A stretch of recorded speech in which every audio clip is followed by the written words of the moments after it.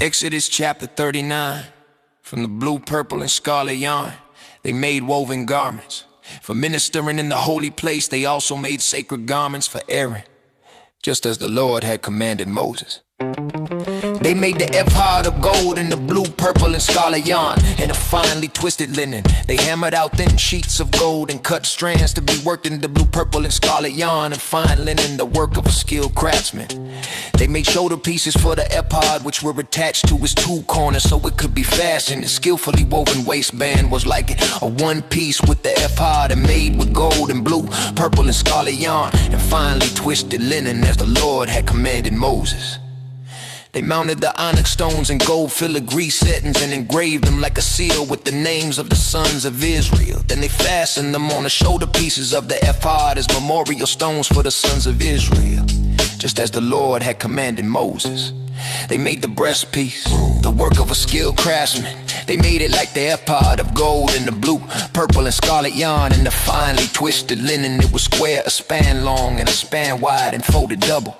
They mounted 4 rows of precious stones on it. The first row had a ruby, a topaz, and an emerald. The second row a turquoise, a sapphire, and a diamond. The third row a jacinth, an agate, and an amethyst. The fourth row a beryl, an onyx, and a jasper.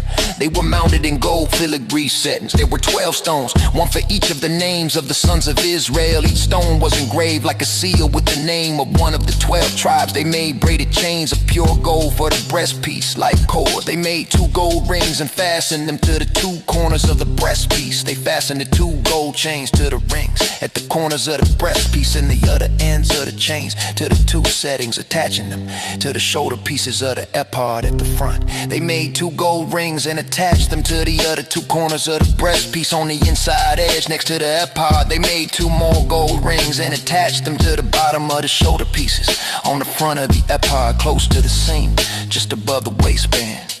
They tied the rings of the breastpiece to the rings of the ephod with blue cord, so the breastpiece was held securely to the ephod and did not swing out of place as the Lord had commanded Moses. They made the robe of the ephod entirely of blue cloth with an opening for the head in its center.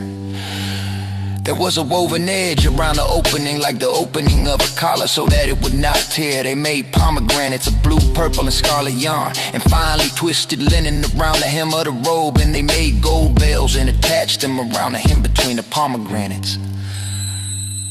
The bells and pomegranates alternated around the hem of the robe to be worn for ministering as the Lord had commanded Moses. They made tunics of finely woven linen for Aaron and his sons. They made the turban of fine linen, the linen caps, the undergarments of finely twisted linen, and the sash of finely twisted linen in blue, purple, and scarlet yarn, the work of an embroiderer as the Lord had commanded Moses.